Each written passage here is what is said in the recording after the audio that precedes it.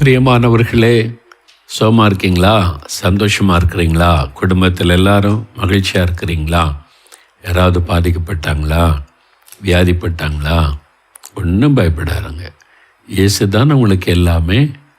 அது உங்கள் குடும்பம் இயேசுவின் குடும்பம். அப்படி சொல்லுங்கள், எங்கள் குடும்பம் இயேசுவின் குடும்பம். We are Jesus family. இயேசு தான் எங்களுக்கு எல்லாம். அவர் வைத்தியராக இருப்பார், அவர் உங்களுக்கு ஒரு லாயராக இருப்பார், அவர் உங்களுக்கு ஒரு ஃபைனான்சியராக இருப்பார். அவங்களுக்கு எல்லாமே அவர் தான். உங்களை பாதுகாப்பார், ஆசீர்வதிப்பார், நன்மை செய்வார், வழி நடத்துவார், சுகமாக்குவார். பிறகு எதுக்கு பயப்படணும்? நீங்கள் தான் எங்களுக்கு எல்லாமே, நாங்கள் உமக்கு சொந்தம் அப்படின்னு சொல்லுங்கள். அது அறிக்கையிட்டு குடும்ப ஜெபத்தில் ஜெபிங்க. நாங்கள் எல்லாரும் இயேசுவுக்கு சொந்தம், எங்கள் குடும்பமே இயேசுவுக்கு சொந்தம், நாங்கள் வி பிலாங் டு ஜீசஸ், இயேசுவுக்கு சொந்தம் அப்படின்னு சொல்லணும். ஓகேவா? சரி, அதனால் பயப்படாதங்க. இன்றைக்கி ஜெபிக்கும் போது எல்லாம் சரியாயிரும். சரி, இப்போது நம்ம பைபிளில் இருந்து இந்த யாக்கோபுடைய குடும்பத்தை குறித்து தொடர்ச்சியாக பார்த்துக்கிட்டே வர்றோம்ல. ரொம்ப இன்ட்ரெஸ்டிங்காக இருக்குல்ல. பைபிளில் எவ்வளோ அருமையாக குடும்பங்களை பற்றி. இன்றைக்கி வர்ற பிரச்சனைலாம் அன்றைக்கே வந்தது தான். இன்றைக்கி ஒன்றும் புதுசு கிடையாது. எல்லாமே பைபிளில் இருக்குது. நீங்கள் ஒவ்வொரு குடும்பத்தை குறித்து அப்படியே தியானிச்சிங்கன்னா நம்ம குடும்பத்தில் இன்றைக்கி நடக்கிறது அன்றைக்கே நடந்திருக்கிறது. அதில் தான் எழுதி வச்சிருக்கிற ஆண்டவர். இதெல்லாம் வரும்போது நீங்கள் எப்படி அதெல்லாம் தாண்டி வரணும் என்பதற்கு எல்லா சொல்யூஷனும் இந்த பைபிளில் இருக்குது. பாருங்களேன்.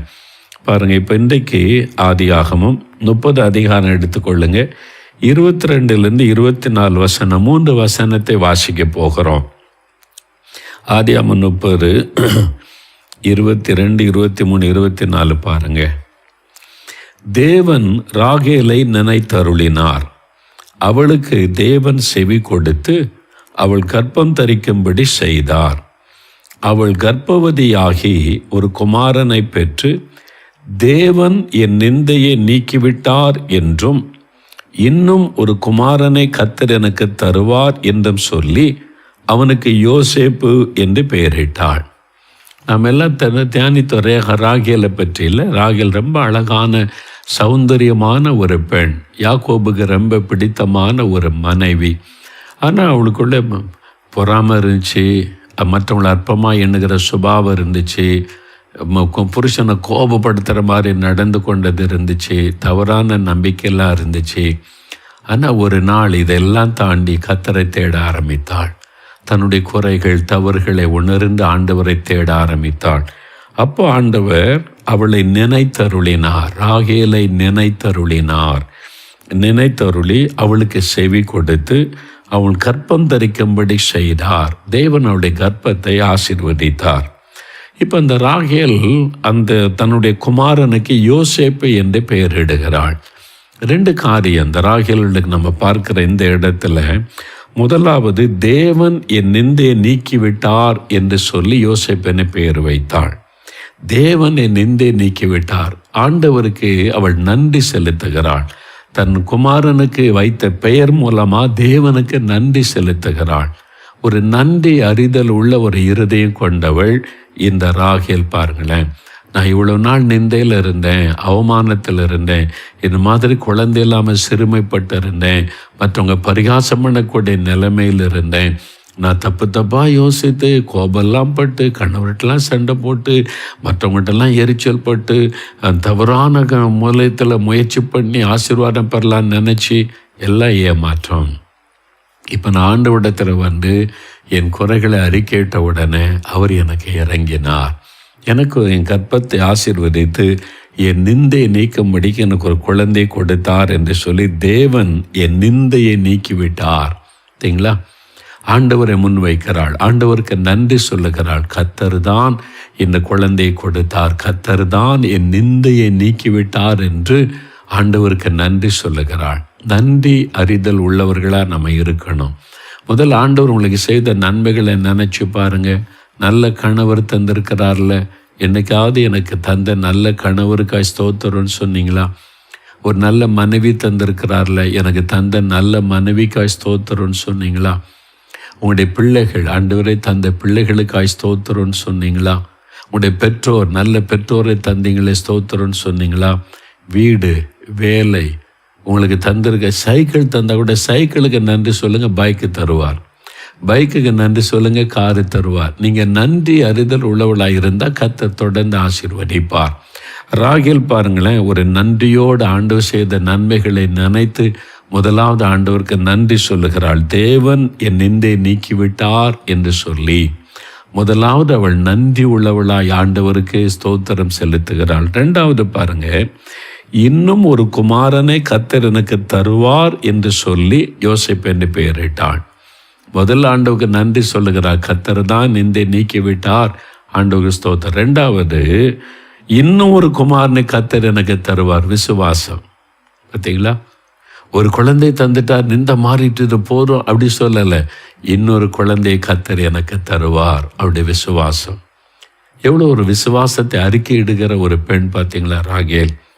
இன்னும் ஒரு குமாரனை கர்த்தர் எனக்கு தருவார் என்று சொல்லி, இன்னொன்று தரலாம், ஆண்டவர்கிட்ட கேட்டு பார்க்கணும் அப்படிலாம் இல்லை, தருவார். ஒரு குழந்தை தந்து நெஞ்சை மாற்றிட்டாரு, இன்னொரு குழந்தையை கர்த்தர் எனக்கு தருவார், விசுவாசம். நீங்கள் ஆண்டவர் வைக்கிற விசுவாசம் எப்படி இருக்கிறது யோசித்து பாருங்க. சிலர் விசுவாசமே இல்லாமல் பேசுவார். இது அப்படி ஆயிரும் இப்படி ஆயிரம், நான் அப்போவே சொன்னேன், இது கேட்கல, இது இப்படி தான் அப்படி தானே ஜெபம் பண்ணுவாங்க, பைபிள் வாசிப்பாங்க, சர்ச்சுக்கு போவாங்க. ஆனால் பேசுகிறதெல்லாம் அவிசுவாசமான வார்த்தைகள். இது எப்படி நடக்கும், அது எப்படி நடக்கும், இது விளங்காமல் போயிடும், இது அப்படி போயிடும் அப்படின்னு பேசுவார். ஆனால் ராகேல் பார்த்தீங்களா, கர்த்தர் இன்னொரு குழந்தை எனக்கு தருவார், விசுவாசம். அந்த விசுவாசத்தை தேவன் கனப்படுத்தினார். அதனால தான் ஆண்டவர் மறுபடியும் அவளுக்கு ஒரு குழந்தை கொடுத்து ஆசீர்வதித்ததை நம்ம வேதத்தில் பார்க்கிறோம். காரணம், இன்னும் ஒரு குமாரனை கர்த்தர் எனக்கு தருவார் என்று அவள் அறிக்கையிடுகிறாள். நீங்கள் அறிக்கையிடுங்க, கர்த்தர் எங்களுடைய கடன் பிரச்சனையை மாற்றுவார், கர்த்தர் எங்களுக்கு சொந்த வீடு தருவார், கர்த்தர் எங்களை கைவிடாமல் நடத்துவார், கர்த்தர் எங்களை பாதுகாப்பார், கர்த்தர் எங்களுக்கு துணையாக இருக்கிறார். நீங்கள் ஆண்டவருடைய வார்த்தைகளை விசுவாசமாக அறிக்கையிட்டு சொல்லுங்க, தேவன் அதை நிறைவேற்றி தருவார். அவிசுவாசமான வார்த்தை, இது எப்படி ஆகும், அது எப்படி ஆகும், அப்படிதான் இப்படிதான், அவிசுவாசமான வார்த்தையை பேசாதங்க.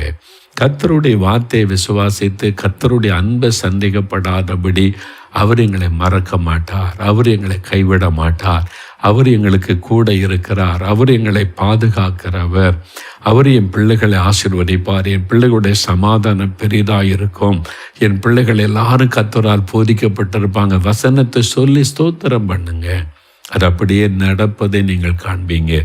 ராகேலுக்குள்ள 2 காரியம், ஒன்று நன்றியுள்ள இருதயம் இருந்தது, 2வது விசுவாசம். இந்த 2மே அவசியம். முக்கியமாக பெண்களுக்கு இந்த 2 ரொம்ப அவசியம். நீங்கள் சின்ன சின்ன காரியத்துக்கு குறை சொல்லி முறுமுறுத்து ஆண்டவர் ஏன் என்ன இப்படி வச்சுட்டார், என்ன மட்டும் இப்படி வச்சுட்டார் பேசாதங்க. சின்ன சின்ன நன்மைகளுக்கு நன்றி சொல்லுங்க, எனக்கு கொடுத்த இந்த ஆசீர்வாதத்திற்காக நன்றி அப்படின்னு ஆண்டவரை துதிங்க. இந்த மாதிரி குடிகார கணவனை தந்துட்டாரே அப்படின்னு நினைக்கிறீங்களா? நீங்கள் யோசித்து பாருங்களேன், நீங்கள் முதல்ல ரட்சிக்கப்பட்டிருந்தீங்களா? இல்லை, கல்யாணம் ஆகும்போது சில ரட்சிக்கப்படாமல் வந்தீங்க. எப்படி ரட்சிக்கப்பட்டீங்க? உங்கள் கணவர் குடிகாரனை உபத்திரப்படுத்தினதுனால கர்த்தரை தேட ஆரம்பித்து ரட்சிக்கப்பட்டீங்க. அப்போ ஆண்டவர் கரெக்டாக தானே செஞ்சுருக்காரு. நீங்கள் ரட்சிக்கப்படணுன்றதுக்கு அந்த கணவரை தந்திருக்கிறார். இப்போ அவர் மூலமாக தான் ரட்சிக்கப்பட்டீங்க. நன்றி ஆண்டவரே, எனக்கு இப்படி ஒரு கணவரை தந்ததுனால தான் நான் உம்மை தேட ஆரம்பித்தேன், உம்மை அறிந்து கொண்டேன், ஸ்தோத்திரம்னு சொல்லுங்கள். கணவர் மாறிடுவார். கணவருக்குள்ளே மாற்றத்தை ஆண்டவர் உண்டாக்கிடுவார். முதல்ல நன்றி அறிதல் உள்ளவளாக இருங்க. என் பிள்ளைகள் எல்லாத்துக்காக ஆண்டவருக்கு நன்றி சொல்லுங்கள். ஒரு பிள்ளைகள் வியாதிப்பட்ட பிள்ளை, ஒரு வியாதி இருக்குது, முறுமுறுக்காருங்க. இந்த குழந்தை கூட இல்லாமல் எத்தனை பேர் கஷ்டப்படுறாங்க. முதல்ல இந்த குழந்தைக்காக ஸ்தோத்திரம் சொல்லுங்கள். அதன் பிறகு 2வது விசுவாசத்தோடு ஜெபிக்க ஆரம்பிங்க. அப்போ பாருங்க, ராகேலுக்குள்ள நன்றி அறிதலும் இருந்தது, விசுவாசம் இருந்தது. கர்த்தர் இன்னொரு குழந்தை எனக்கு தருவார். நீங்கள் விசுவாசிங்க, ஆண்டவர் எனக்கு ஒரு பெண் குழந்தை தருவார், அது ஒரு ஆண் குழந்தை தருவார், நான் அவருக்காக வளர்க்க போகிறேன், அவருக்கென்று சாட்சியாக நிறுத்த போகிறேன். தப்பே இல்லை. விசுவாசத்தை நீங்கள் ஜெபிக்கும் போது கனப்படுத்துவார். ஜெபிக்கலாமா? உங்களுடைய ஜெப குறிப்புகளை எழுதி வச்சுருக்கீங்களா? அது ஆண்டோடைய பாத்தில் வைக்கணும். இவ்வளோ கடன் பிரச்சனை இருக்குது, எங்களுக்கு இவ்வளோ பண தேவை இருக்குது, சொந்தமாக ஒரு இடம் வாங்கி வீடு கட்டணும், திருமண காரியம், கற்பத்தின் கனி, இந்த ஆசீர்வாதம் வேணும் என் பிள்ளைகளுக்கு, அதெல்லாம் எழுதி வச்சுருக்கீங்களா? ஜெப குறிப்பை எழுதி வச்சு தினம் உங்களுடைய குடும்ப ஜெபத்தில் ஜெபிக்கணும். நீங்கள் அப்போ தான் எழுதி வச்சிங்கன்னா டெய்லி நீங்கள் கிரமமாக ஜெபிக்க ஆரம்பிப்பீங்க. நீங்கள் ஜெபிக்க ஆண்டவர் அற்புதம் செய்வதை காண்பீங்க. ஜெப குறிப்பு எழுதியிருக்கீங்களா? எடுத்து வைத்து கொள்ளுங்க. பேப்பரில் எழுதியிருந்தால் பைபிளுக்குள்ளே வைத்து கொள்ளணும். குடும்பமாக அதை ஆண்டவர் பாத்தில் வைத்து ஜெபிக்கணும். அல்லது ஒரு ப்ரேயர் டைரி எடுத்து அதில் ரெகுலராக எழுதி தினம் குடும்ப ஜெபத்தில் அதை வச்சு பிள்ளைகளுக்கு சொல்லுங்கள், இதுக்கெல்லாம் நம்ம ஜெபம் பண்ணணும், ரெகுலராக ஜெபம் பண்ணுவோன்னு சொல்லி. சரியா? முதலாவது நீங்கள் மற்றவங்களுக்கு சபைக்காக கிராமம் பட்டணம்லாம் ஜெபிக்கணும். கடைசியாக தான் உங்களுடைய காரியத்தை சொல்லி ஜெபிக்கணும். சரியா? தகப்பனே, எங்களை பாதுகாத்து வருகிற அன்பிற்காய் ஸ்தோத்திரம். எங்களுக்கு தந்த நல்ல பிள்ளைகளுக்காய் நன்றி. நல்ல பெற்றோருக்காய் ஸ்தோத்திரம். எங்களுடைய ஜெபங்களுக்கு பதில் கொடுத்தீர். எங்களுக்கு செய்த எல்லா அற்புதங்களுக்காய் ஸ்தோத்திரம் என்று உம்மை துதிக்கிறோப்பா. நாங்கள் எப்பவுமே நன்றி அறிதல் உள்ளவர்களாக இருக்க எங்களுக்கு கிருபை தாரும். எங்களை பாதுகாத்து வர்றீங்க, தீமைக்கு விலைக்கு காத்து வர்றீங்க. உங்களுக்கு நன்றி, உமக்கு ஸ்தோத்திரம். எங்கள் தெருவில் இருக்கிற எல்லாரையும் நீங்கள் பாதுகாக்கணும். எல்லாரும் ரட்சிக்கப்படணும். எல்லாரும் உடைய வருகைக்கு ஆயத்தப்படணும். அதற்காக நாங்கள் ஜெபிக்கிறோம். ஒவ்வொரு ஆத்துமாக்களையும் விலையேறப்பட்டதல்லவா, அவங்களை சந்திங்க, அவங்களுக்கு உங்களை வெளிப்படுத்துங்க, ரட்சிங்க, உங்களுடைய பிள்ளைகளாக மாற்றுங்க. அவங்களும் எங்களோட சேர்ந்து வந்து கர்த்தரை ஆராதிக்கணும். எங்கள் சபையை ஆசீர்வதிங்க, பாஸ்டரை ஆசீர்வதிங்க, போதகருக்காய் ஜெபிக்கிறோம். தீமைக்கு விலைக்கு காத்துக்கொள்ளுங்க. என்னுடைய சபை ஊழியங்களை ஆசீர்வதியும். எங்கள் சபையில் எழுப்புதல் உண்டாகட்டும், ஆவியானவர் ஊற்றப்படட்டும்னு நாங்கள் ஜெபிக்கிறோம். எங்கள் கிராமத்தில் ஆவியானுடைய வல்லமை ஊற்றப்பட எழுப்புதல் உண்டாக ஜெபிக்கிறோம். எங்கள் பட்டணத்துக்காக நாங்கள் ஜெபிக்கிறோம். பட்டணம் முழுவதிலும் ஆண்டவருடைய பிரசன்னம் இறங்கவும், எழுப்புதல் அக்கினி போடப்படவும், எழுப்புதல் பரவ வேண்டுமென்று நாங்கள் ஜெபிக்கிறோம். எங்கள் தமிழ்நாட்டுக்காக ஜெபிக்கிறோம். தோமாவை அனுப்பினதற்காக நன்றி. தோமாவுடைய ரத்தம் இங்கே சிந்தப்பட்டதற்காக ஸ்தோத்திரம். ஒரு மாபெரும் எழுப்புதலுக்காக தமிழ்நாட்டை நீங்கள் ஆயத்தப்படுத்துகிறதற்காக ஸ்தோத்திரம். ஆவியானவர் ஊற்றப்படட்டும். தமிழ்நாடு முழுவதும் எழுப்புதல் அக்கினி போடப்படுவதாக என்று ஜெபிக்கிறவங்களுடைய தமிழ்நாட்டு முதலமைச்சரை ஆசீர்வதியும். அமைச்சர்களை ஆசீர்வதித்து பயன்படுத்த எல்லா எம்எல்ஏக்கள் மேலுமுடைய கரம் இருக்கட்டும். தமிழ்நாட்டில் நன்மையான ஆசீர்வாதங்கள் உண்டாக வேண்டுமென்று ஜெபிக்கிறோம். இந்தியாவுக்காக ஜெபிக்கிறோம். பிரதமருக்காக ஜெபிக்கிறோம். ஆண்டவரே, எல்லா மாநிலங்களில் இருக்கிற எல்லா முதலமைச்சர்களுக்காக ஜெபிக்கிறோம். எங்களுடைய தேசம் முழுவதிலும் உடைய பாதுகாப்பு இருக்கும். எழுப்புதல் அக்கினி போடப்பட ஜெபிக்கிறோம். மிஷனரிகளுக்காக ஜெபிக்கிறோம். உங்களை பாதுகாத்துக் கொள்ளுங்க, வல்லமையா பயன்படுத்துங்க. எங்களுடைய மிஷனரி குடும்பங்களுக்காக ஜெபிக்கிறோம். அவங்க மூலமாக இன்றைக்கு ஆத்துமாக்கள் ரட்சிக்கப்படட்டும். இப்பொழுது தகப்பனை, எங்கள் குடும்ப தேவைகளை உம்முடைய பாதத்தில் நாங்கள் வைக்கிறோம். எங்களுடைய தேவைகளை சந்தியும், கடன் பிரச்சனைகளை மாற்றும். எங்களுக்கு இந்த காரியத்தை வாய்க்க பண்ணும். தடைகள் எல்லாம் விலகட்டும். எங்களுக்கான வழிகளை திறந்து தாரும். பண தேவைகளை சந்தியும், கடன் பிரச்சனை மாறட்டும். உம்முடைய பாதபடியில் வைத்திருக்கிற ஒவ்வொரு காரியத்திலும் அற்புதம் செய்யும். நாங்கள் விசுவாசிக்கிறோம், அற்புதத்தை எதிர்பார்க்கிறோம். இயேசு கிறிஸ்துவின் நாமத்தில் அற்புதம் செய்கிற தேவனுக்கு ஸ்தோத்திரம் என்று உம்மை துதிக்கிறோம். அற்புதங்களை கண்டு மகிழ உதவி செய்யும் தகப்பனே. இப்பொழுதும் ஆண்டவரே, எங்களுடைய குடும்பம் முழுவதும் உமக்கு சொந்தம். இன்னும் எங்களுடைய குடும்பத்தில் ரட்சிக்கப்படாதவங்களை சந்தியும். அவங்கள ரட்சிக்கப்படணும். நாங்கள் குடும்பமாக உம்முடைய வருகையில் காணப்படணும். எங்களை ஆயத்தப்படுத்துங்க, வருகைக்கு ஆயத்தப்படுத்துங்க. ஆண்டவரே, எங்களையும் பயன்படுத்துங்க. உம்முடைய நாம மகிமைக்காக எழுப்புதல் திட்டத்தில் எங்களையும் பயன்படுத்த ஒப்பு கொடுக்கிறோம். நீர் அப்படி ஆசீர்வதிக்கிற அன்பிற்காக ஸ்தோத்திரம். உமக்கே மகிமை செலுத்துகிறோம்.